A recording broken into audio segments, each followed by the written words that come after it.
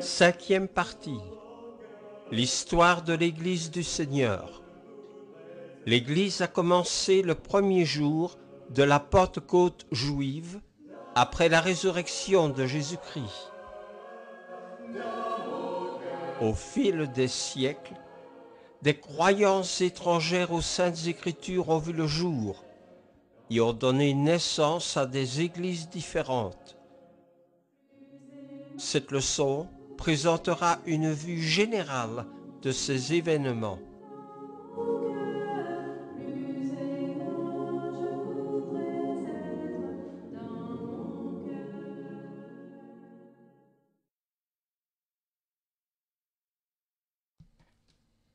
Les historiens de l'Église doivent tenir compte du fait que l'homme se détourne souvent des voies de Dieu. Depuis le commencement des temps, l'histoire de la religion montre encore et encore que l'homme n'est habituellement fidèle aux voies de Dieu que pour une brève période. Peu après leur création, Adam et Ève se sont éloignés des voies de Dieu. Le Père Céleste avait béni ce couple en le plaçant dans le jardin d'Éden, où l'homme et la femme pouvaient jouir de la beauté et des fruits de ce paradis terrestre pour toujours. Mais Adam et Ève quittèrent les voies de Dieu, en choisissant d'écouter le diable et de manger le seul fruit que Dieu avait interdit. Adam et Ève ne pouvaient cacher leur désobéissance à Dieu. Comme ils avaient choisi le péché, Dieu les chassa du jardin. Il leur interdit l'accès à l'arbre de vie et ils commencèrent à mourir physiquement. Mais le pire, c'est qu'en étant séparés de Dieu, ils mouraient spirituellement. Il est important de se souvenir qu'Adam et Ève ont perdu ces précieuses bénédictions parce qu'ils ont quitté les voies de Dieu.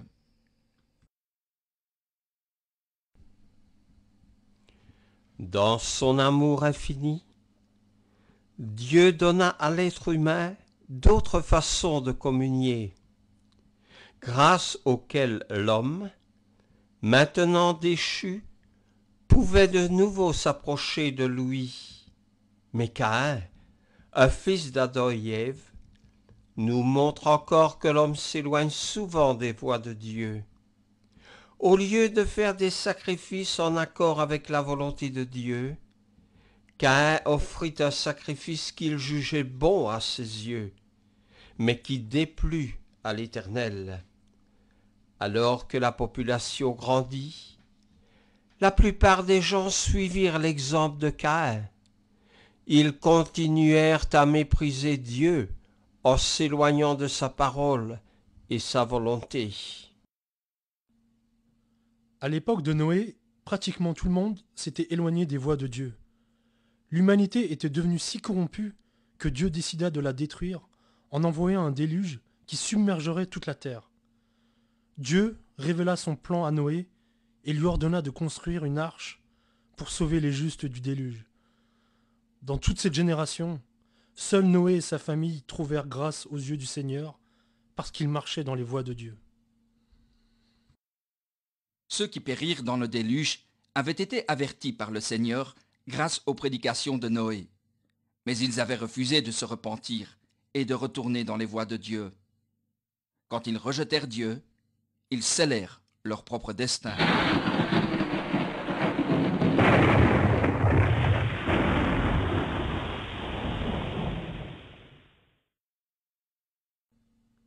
Mais Noé et les 8 membres de sa famille sortirent plus tard de l'arche, pour entrer dans un monde purifié et lavé de toute méchanceté.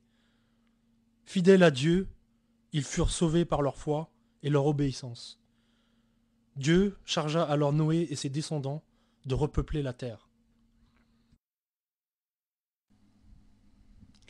Cependant, peu de temps après, les descendants de Noé décidèrent que leur voie était meilleure que celle de Dieu.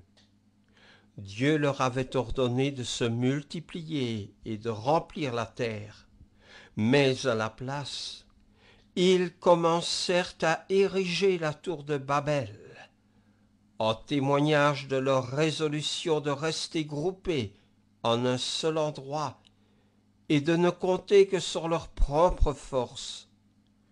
Pour écraser cette rébellion, Dieu détruisit leurs moyens de communication en changeant leur langue du jour au lendemain.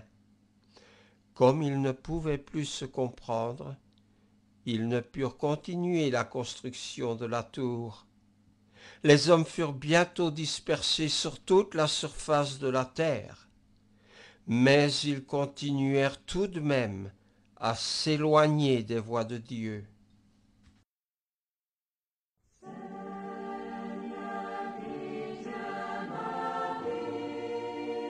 Comme au temps de Noé, une fois encore, Dieu choisit parmi une génération perverse un homme de foi et d'obéissance.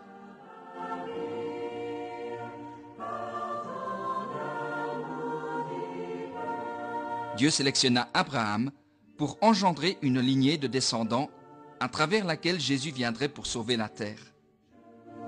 Remarquez que ces bénédictions furent accordées à un homme qui choisit vraiment de demeurer dans les voies du Seigneur. Quelques générations plus tard, les descendants d'Abraham furent délivrés de l'esclavage égyptien par Moïse. Moïse est un autre bon exemple d'un homme désireux de marcher selon les voies de Dieu. Quand les descendants d'Abraham, les Israélites, étaient esclaves en Égypte, ils devinrent une grande nation. Dieu choisit Moïse pour les conduire vers la liberté. Puis au sommet du mont Sinaï, le fidèle Moïse reçut la loi de Dieu pour son peuple. En revenant de la montagne, Moïse trouva le peuple délaissant encore une fois la foi divine.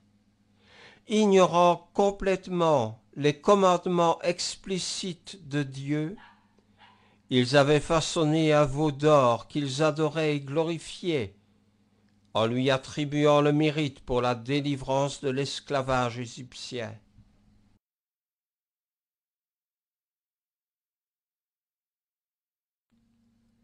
Moïse plaida la cause de ceux qui se repentirent auprès de Dieu. Le second commandement de la loi condamnait l'utilisation des statues ou d'idoles. Il disait « Tu ne te feras point d'image taillée, ni de représentation quelconque des choses qui sont en haut dans les cieux, qui sont en bas sur la terre, et qui sont dans les eaux plus bas que la terre, pour te prosterner devant elles, et tu ne les serviras point. Car moi, l'Éternel, ton Dieu, je suis un Dieu jaloux, qui punit l'iniquité des pères sur les enfants jusqu'à la 3e et la 4e génération de ceux qui me haïssent. » Exode 20, versets 4 et 5. Pendant que Moïse était sur la montagne, Dieu lui donna aussi les plans détaillés pour la construction du lieu de culte pour les Juifs. Suivant les voies de Dieu, Moïse construisit le tabernacle exactement comme Dieu le lui avait ordonné. Dieu donna aussi à son peuple des instructions complètes concernant la façon de conduire son culte. Ces instructions étaient tellement détaillées que Dieu leur disait même où prendre le feu devant servir à certaines offrandes.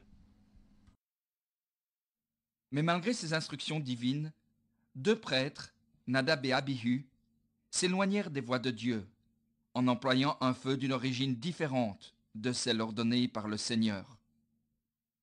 Comme exemple pour tout le peuple, Dieu envoya un grand feu du ciel qui détruisit ces 2 prêtres désobéissants.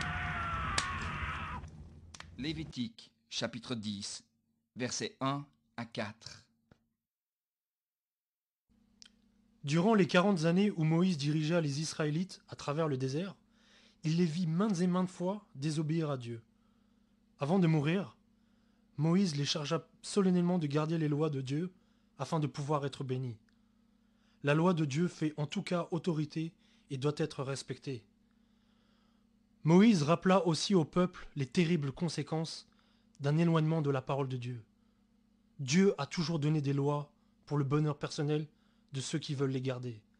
L'Éternel connaît les besoins de l'homme beaucoup mieux que nous-mêmes. Après la mort de Moïse, Dieu donna aux Israélites la terre de Canaan, ce lieu promis où coulait le lait et le miel.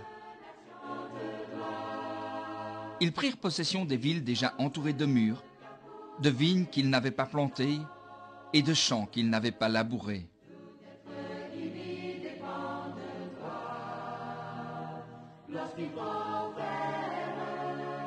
Aussi longtemps qu'ils serviraient Dieu, ils profiteraient de ses merveilleuses bénédictions et de sa protection contre leurs ennemis.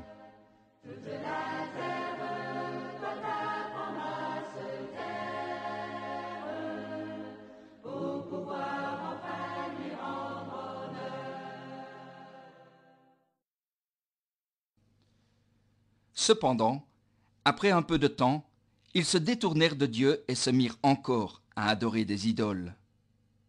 Ceci n'est qu'un de très nombreux exemples qui montrent qu'en dépit des nombreuses bénédictions de Dieu, l'homme ne lui est jamais resté fidèle bien longtemps. Parce que l'Éternel aimait son peuple, il lui envoya un grand nombre de prophètes pour l'avertir de sa condamnation. Mais le peuple refusa de changer. Après une longue histoire d'écart loin des voies de Dieu, les Juifs furent déportés loin de leur foyer en Palestine, pour servir d'esclaves à leurs ennemis dans des pays étrangers.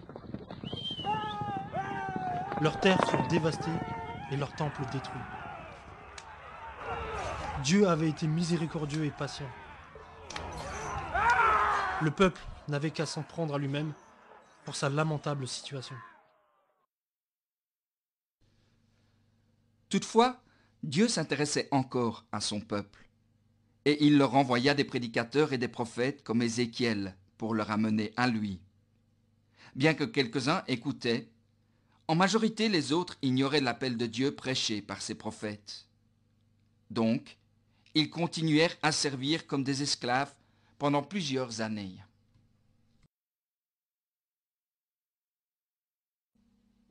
Pendant que le peuple de Dieu était en esclavage dans un pays lointain, Daniel, un autre prophète, pria pour que la nation juive soit pardonnée et qu'elle puisse rentrer chez elle en terre promise. Avec les années, le peuple se repentit. Alors, dans sa providence, Dieu amena au pouvoir une nation qui permit aux Juifs de retourner chez eux. Finalement, Dieu envoya son Fils unique pour amener le monde entier vers lui.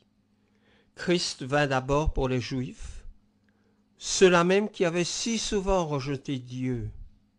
N'écouterait-il pas sûrement le Fils de Dieu? Jean-Baptiste, montrant Jésus aux Juifs, leur dit : « Voici l'agneau de Dieu qui ôte le péché du monde. » Mais encore une fois, les Juifs rejetèrent Dieu. Ils refusèrent d'accepter Jésus comme le Fils de Dieu. En fin de compte, ils œuvrèrent pour le réduire au silence en poussant les Romains à le crucifier.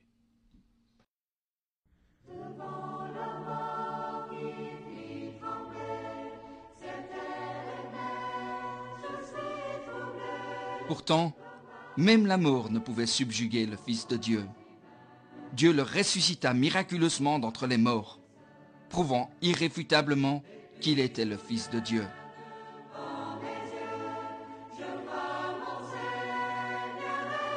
Au lieu de mettre un terme à la vie de Jésus et à son enseignement, sa mort brutale fut l'occasion pour lui d'une triomphale résurrection et le commencement de l'Église du Christ qui se répandit à travers le monde.